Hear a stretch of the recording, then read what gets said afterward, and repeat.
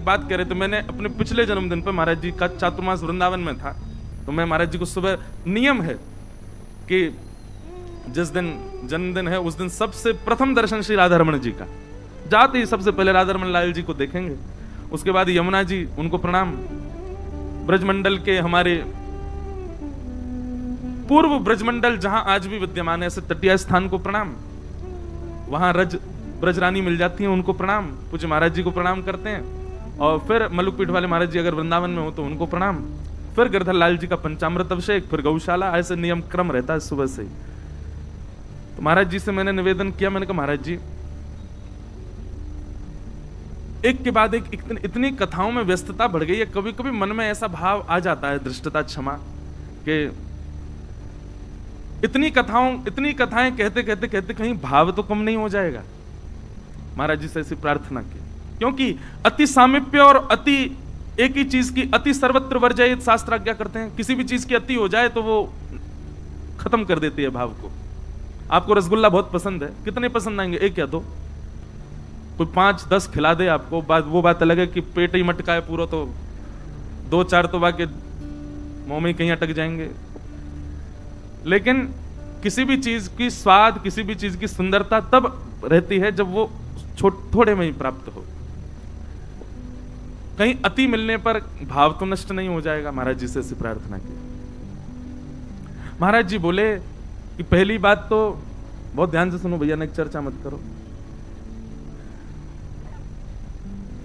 आपका अकेले का भाव यदि ठाकुर जी के प्रति है, ठाकुर जी का स्नेह आपसे नहीं है तो जल्दी प्रेम खत्म हो जाएगा।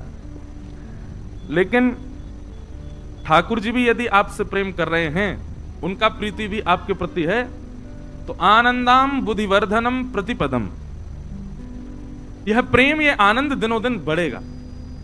दूसरी बात महाराज जी ने कही, संसार की वस्तु जो होती है ना, उसके प्रति यह भाव लागू होता है कि जितना उसका भोग करोगे वो कम होता चला जाएगा, पर ठाकुर जी के प्रति यह भाव लागू नहीं होता। ठाकुर जी के प्रति तो आप जितना समीप जाओगे उतना प्रेम और नवीन, जैसे कुआं का जल कितना भी निकालते जाओ तो और नवीन आता जाएगा, ऐसे ही ठाकुर जी के प्रति प्रेम। और तीसरी बात महाराज जी ने एक बहुत अच्छी कही, बोले कि हम और आप कथावाचक बड़े सौभाग्यशाली हैं। मैंने कहा क्यों महाराज जी?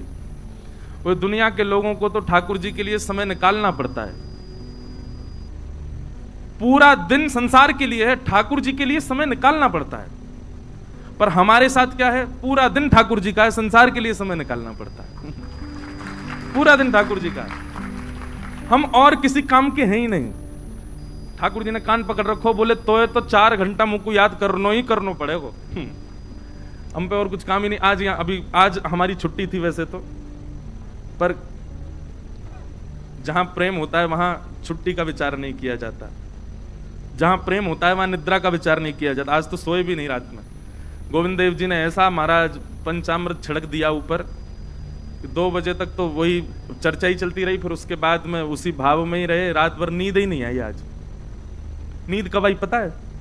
9 बजे जब कथा में आने का समय हो गया, फिर भागे महाराज। आज तो स्नान भी सोते सोते ही कर रहा था, लेकिन आज हमारा व्रत है। कल किस किस का था? सबका। और आज किस किस का है? वाह,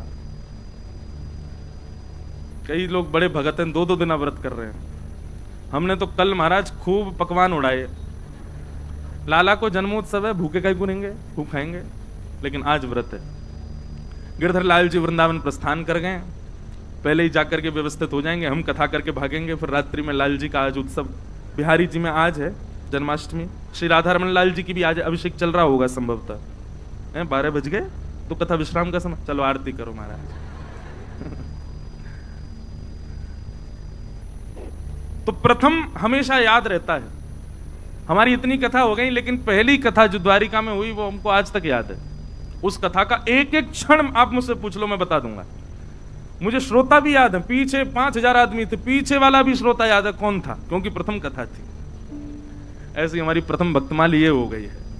अब अगली साल जो नए आम है, उससे बाद में जो नए आम है उनकी वो जाने, लेकिन ये श्रोता तो हमेशा याद रहेंगे,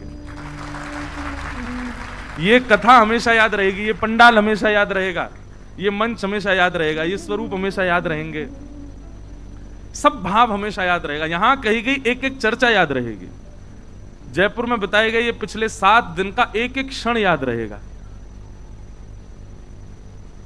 दाल में कभी नमक कम था तो नमक डाला, वो भी याद रहेगा, कौन से दिन डाला वो भी याद रहेगा, चाय जिस दिन पी उसमें चीनी कम ज्यादा थी वो भी, सब कुछ याद रहने वाला। क्रिकेट में कितने छक्के मारे ये भी याद रहेंगे।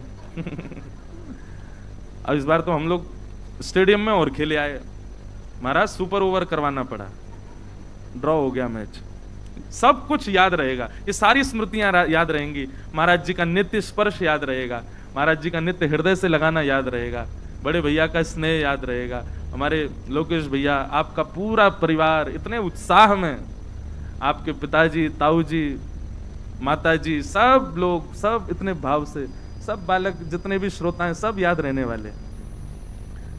और ये रसिक त्रिवेणी ये याद रहने वाली है, कभी नहीं भूल सकते। निश्चित ही महाराज जी मन में ऐसा भाव आता है कि जब स्वामी श्री श्यामचरण दास जी महाराज विराजते होंगे, श्री सरस माधुरी जी महाराज विराजते होंगे, आचार्य चरण जब विराजते होंगे, तब दास किसी ना किसी रूप में एक आध बार प्रणाम करने जरूर गया होगा पूर्व जन्म में अपने, और उन्होंने कृपा भर करके भुजाओं से आशीष दे दिया होगा, उसी का प्रतिफल उनके आचार्य उत्सव में हमको आने का अवसर मिला है।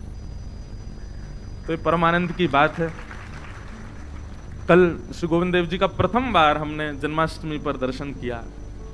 गोविंद देव जी ने भी महाराज रोज खींच खींच के बुलाया, ऐसे दर्शन कराए कि मैं क्या बताऊं, बस गर्भगृह में अंक भरने की बस दूरी रह गई थी, नहीं तो वहीं बैठा लेते सामने बुला के।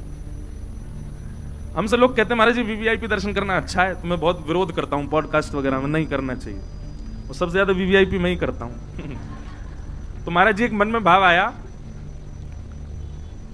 अगर ठाकुर जी योजना बना करके आपको खुद बुला रहे हैं तो कर लो, अपने आप प्रयास मत करो, फोन करो 5 लोगों को, यार मैं भीतर घुसा लो, दर्शन करा दो, आगे बैठा दो, कुछ रुपया ले लो, ऐसे मत करो। ठाकुर जी ही अपने आप योजना बना रहे हैं, मंदिर परिसर के लोग ही खींच खींच के ले जा रहे हैं, तो फिर पीछे काय को हटो। जब पाने के लिए गरम गरम रोटी मिल रही है तो फिर बासी में काय को पड़े रहो, पाओ जो मिल रहा है। तो हमने तुम्हारा जी प्रयास किया नहीं, गोविंद देव जी ही रोज बुलाते, और क्या कहें पहले दिन तो सौगंध दे दी पुजारी जी ने, बोले कि सौगंध है आपको 7 दिन रोज आना पड़ेगा।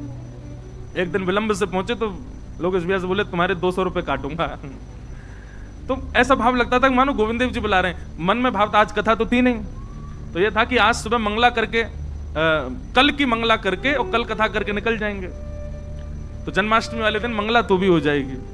पर ठाकुर जी ने कैसा बानिक बनाया, और ना मंगला मंगला कछु नहीं, तो पूरा अभिषेक कर, या बार की मुंह लगे 2 जन्माष्टमी भी हमारे का जी भाई। आज गोविंद देव जी के दर्शन है गए, और वृंदावन में भी कल, अगर कल बिहारी जी की जन्माष्टमी होती या वृंदावन की जन्माष्टमी होती तो आज कथा नहीं होती। पर ये सब सुख हमारे लिए, आपके लिए, सबके लिए ठाकुर जी ने बनाए, गोविंद देव जी ने बड़ा अनुग्रह किया। तो ये बड़ा सौभाग्य है, परम सौभाग्य, हम आप सब लोगों का ऐसा आनंद सुख हम लोगों ने ग्रहण किया। आओ थोड़ा सा कुछ जन्मोत्सव की कथा भागवत की सुन लें, उसके बाद 2-4 बधाई गा के उधम मचा के फिर चल देंगे। वसुदेव गृहे साक्षात् भगवान पुरुष परः जनिष्यते तत्प्रियार्थम सबवन्तु सुरस्त्रियः। बहुत ध्यान से सुनना। पृथ्वी पर जब बहुत भार बढ़ने लगा तो भगवान ने आकाशवाणी करके बताया। कल रात्रि में भी एक पॉडकास्ट था, कथा के बाद हम गए जयपुर में, तो वहां पे हमसे एक प्रश्न किया, बोले महाराज जी अगर ठाकुर जी बोलने लग गए तो क्या होगा। मैंने कहा ठाकुर जी बहुत बड़ी भूल करेंगे अगर बोलने लग गए तो। आपको पता है श्रीमद वल्लभाचार्य जी महाराज ने श्रीनाथ जी को सौगंध दी अपनी कि आप बोलेंगे नहीं। अब पहले बोलते थे श्रीनाथ जी, बात करते थे, महाप्रभु जी सौगंध दे करके गए हमारे आपके डर से। बोले महाराज कलयुग बहुत भयावह होने वाला है, ठाकुर जी आपको सौगंध है, अब आप मौन हो जाओ। इसलिए आचार्य की सौगंध से ठाकुर जी मौन हो गए।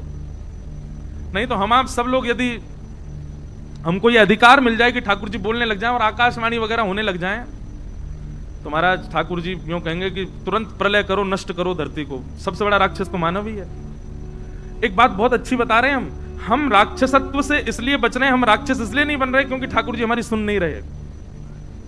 इसलिए हमारे मन में भाव बना रहता है कि नहीं ठाकुर जी ना मानने, खुद ही करना पड़ेगा काम, इसीलिए हम मानव बने हुए हैं। जिस दिन ठाकुर जी ने हमारी सुन ली और जो हम चाहें वो होने लग जाए, हम ही राक्षस बन जाएंगे। आप जितने भी राक्षसों को देखो, राक्षस बने क्यों? क्योंकि जो चाहते थे मिल जाता था। हम जो चाहें वो मिलने लग जाए, उसी दिन हमारा राक्षसत्व एक्टिवेट हो जाएगा भीतर से।